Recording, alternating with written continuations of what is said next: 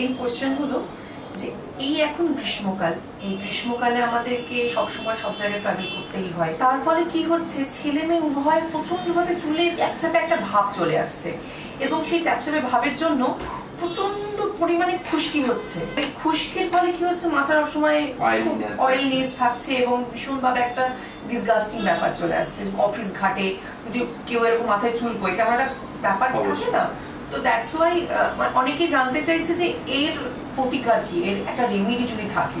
দেখুন, প্রথমত ইন্ডিয়া, আমরা যেখানে ওয়েস্ট বেঙ্গল বা কলকাতায় আছি, এর 12 মাসের মধ্যে 11 মাসই আপনার গরম থাকে এবং হট ক্লাইমেট এখানে বেশি। এবং কলকাতার মধ্যে, কলকাতা শহরে বিশেষ করে ওয়েস্ট বেঙ্গলের মধ্যে আপনার ঘাম খুব বেশি হয়। ঘাম বেশি হওয়ার কারণ হচ্ছে সোয়েটিং যখন বেশি হচ্ছে, সোয়েটিং একটা প্রসেস কিন্তু বডি থেকে টক্সিনস গুলোকে লিবারেট করা। এবার আপনি যত বডিতে আপনার টক্সিন তৈরি হবে তত আপনার সোয়েটিং বেশি হবে, আর সোয়েটিং যদি বেশি হয় তার সাথে ওই যে আপনি অয়েল বলছেন যেটি সিবাম, এই সিবাম সিক্রেশনটা আপনার বেড়ে যাবে।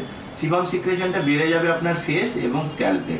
তাহলে আপনার দুটো প্রবলেম খুব ফেস করব। একটা হচ্ছে স্ক্যাল্পের ক্ষেত্রে আপনার অয়েল হয়ে যাবে, ড্যান্ড্রফ আসতে পারে, আর ফেসের ক্ষেত্রে আমরা অ্যাকনি, মানে এই সিবামগুলো জমে জমে অ্যাকনি বা পিম্পলসের প্রবলেম তৈরি করতে পারে। তাহলে আপনাকে প্রথমেই জানতে হবে যে এই সিবামটা কেন তৈরি হচ্ছে। শুধু কি গরমের জন্য তৈরি হচ্ছে? হ্যাঁ, গরমকালে এগুলো বেড়ে যায়, কারণ বডির ঘামের পরিমাণ, সোয়েটিং এর পরিমাণটা বেড়ে যায়। তাহলে আপনাকে কি করতে হবে, বডিতে টক্সিন যাতে বেশি তৈরি না হয় সেই দিকটা খেয়াল রাখতে হবে।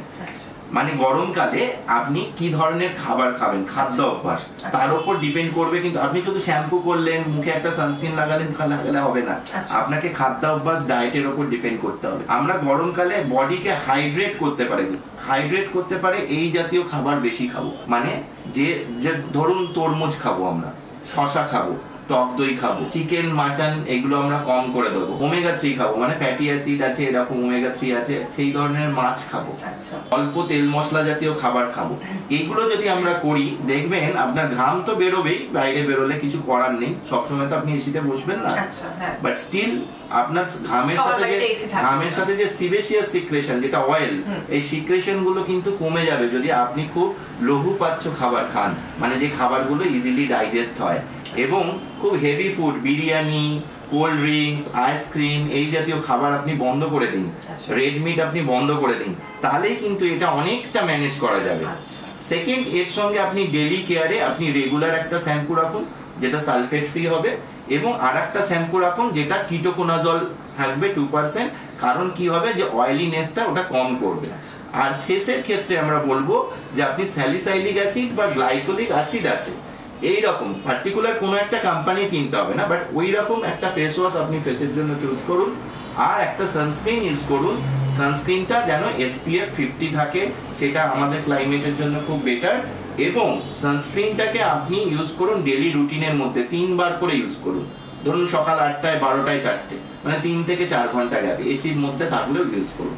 তাহলে আপনার এই সিবেসিয়াস সিক্রেশন অনেকটাই কন্ট্রোল হবে। তার সাথে আপনাকে পর্যাপ্ত ঘুমাতে হবে, স্মোকিং, ড্রিঙ্কিং, অ্যালকোহল সেগুলোকে অ্যাভয়েড করতে হবে। এইটা একটা বেসিক ম্যানেজমেন্ট। খুব ভালো।